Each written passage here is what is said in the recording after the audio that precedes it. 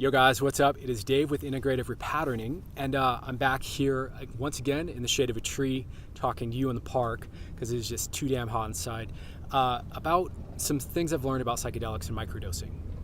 So, quick heads up here, it's a little bit windy, so I might have to cut this short, and I don't even know if I'll be able to finish the video because the wind's been kicking up, and I know the audio gets crappy when the wind kicks up.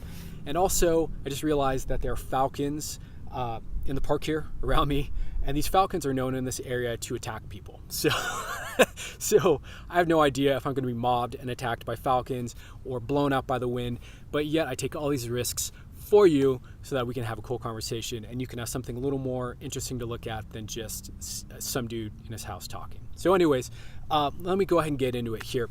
So recently I did allegedly a four-day protocol of self-change work combining microdosing with self-hypnosis. And what I had worked on, in case you hadn't seen that video, what I'd worked on was social anxiety. And before I started, I felt that my social anxiety was somewhere at like a 7 or an 8. It wasn't terribly traumatizing, but it was stressful, you know? And through this protocol of doing 4 days of microdosing with, say, maybe half an hour's worth of self-change, self-hypnosis, so 2 hours total worth of work on myself over the course of a week, I found that since then, my social anxiety has dramatically dropped to like 1.5 or 2, and it's permanently stayed that way. And I've been really pleasantly surprised with the result.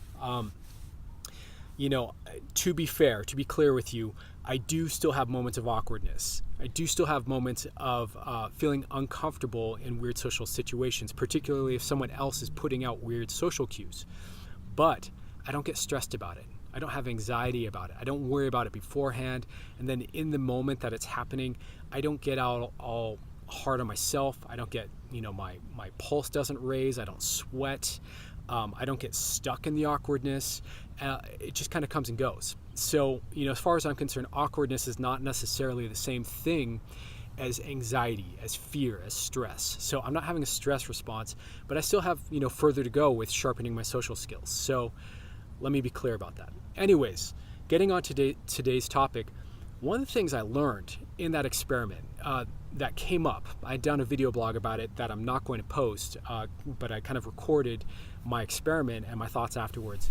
One of the things that came up that I noticed, and I think this is really significant, I think this is a huge area of challenge when it comes to psychedelic therapy and how we're going to what we're going to have to kind of overcome to effectively use psychedelics in order to create lasting, permanent personal transformation. The problem is what's known as state-dependent memory.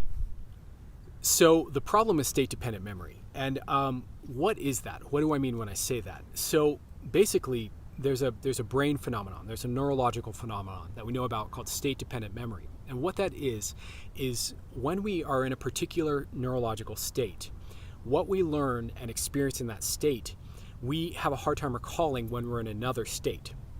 You may have heard the kind of old adage or the old cliche in high school or college that, if you study stoned, you have to take the test stoned. And there's some science that backs this idea up. Basically, they'd run experiments where they would give students alcohol while they were studying. So they'd have students come in, have a study session, and they would get them drunk, and they would study while they're drunk, and then they'd have them test sober, and not hungover sober, but like a day or two later after they'd gotten better, they'd have them test sober. And what they'd find is that the students' recall of what they'd learned while they were drinking was much lower than if they had them also test drinking. So there's some sort of a connection between state and what we're capable of recalling and learning. And I think this becomes really obvious when you're talking about psychedelics and therapeutic learning or therapeutic change, right? So basically, typically when you're going to therapy, it's because you're stuck in some sort of a terrible state that you don't want to feel anymore, or that's come to define your experience of life, whether that's anxiety, depression, guilt, shame, emotional pain, terror, whatever heavy state that you're in and that is persistent, pervasive for you. This is typically why people go to therapy, right? So you go to therapy, and let's say you take a psychedelic, right? And all of a sudden you're blasted off into this bliss realm, and you are ecstatic, and your serotonin is firing away that it hasn't in years, and you feel awesome, and you feel a million miles removed from the state that you came to therapy for. Now, in a lot of ways, I think that in and of itself is healing and is beneficial. I mean, if you're able to prove to your nervous system and prove to yourself and your reptilian brain and the core of you that, hey, life is beautiful, life is good, it's okay to feel bliss, it's okay, you're still capable of feeling pleasure and happiness. If you're able to prove that to your nervous system, it really does redefine your relationship to your issues. And I think that that alone is beneficial. But there's a problem, and the problem is that you're in one state, and then you take the psychedelic and you're in a different state, and you have all these epiphanies and insights and wisdoms and expansion and bliss and well-being and, you know, good feelings and all of that move through your body. Then you come down off the psychedelic and you're back in another state. When you're back in your default state again, you're back in your normal life, you're going to have a hard time recalling what you learned when you were in that psychedelic state. You're going to have a hard time conjuring up those memories and those ideas and those insights and those epiphanies and those emotions and that sense of well-being, right? So there's this disconnect between what you learn and how you feel, right, in these different states.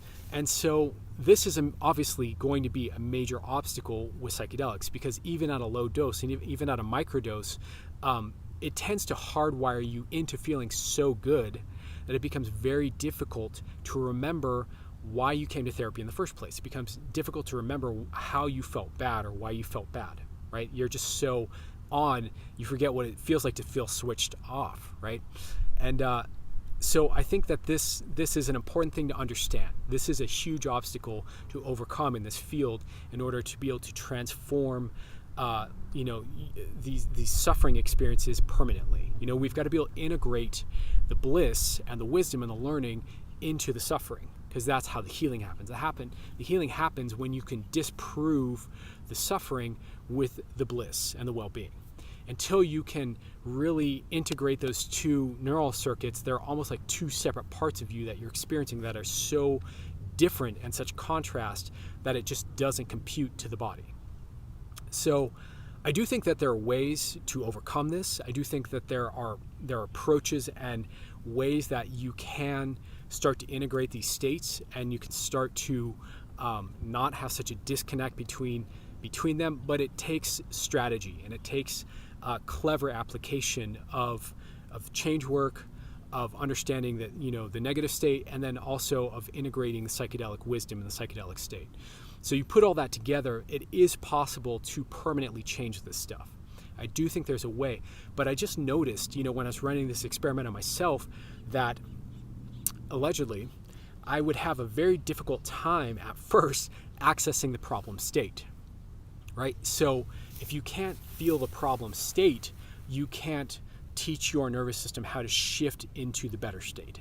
So you need to be able to remember enough of how the bad feeling feels. You don't have to go get lost in it and, you know, get all despondent and messed up, but you need to be able to access enough of that you can then understand how to teach your body how to move into the better state that you're feeling, right?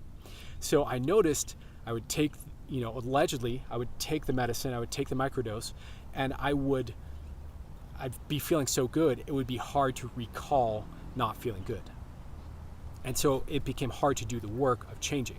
I'd actually have to dig and really work to remind myself of what it felt like to feel social anxiety, and what the body symptoms were, and what the ruminations were, and what the whole process was.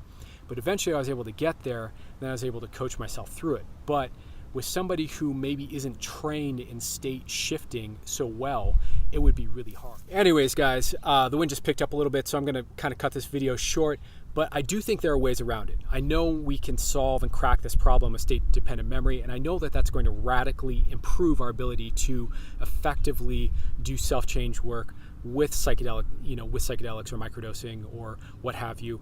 I think it's very promising. I can think of ways we can structure this so that it can be overcome more immediately. And I think that as the science on state-dependent memory gets upgraded, we'll also know more about how to integrate this.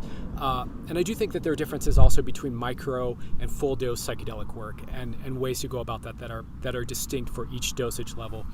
Anyways, that's what I got for this week. Hope you enjoyed it. Hopefully it's good food for thought, good insight.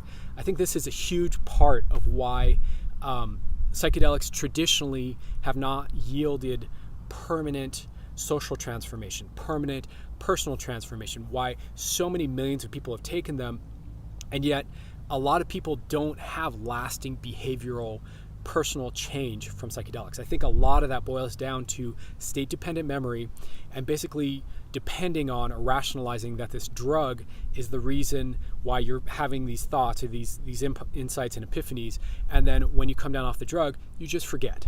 So anyways, I hope you enjoyed that. Please let me know what you think. Like, thumbs up, comment, subscribe, help me build my channel here.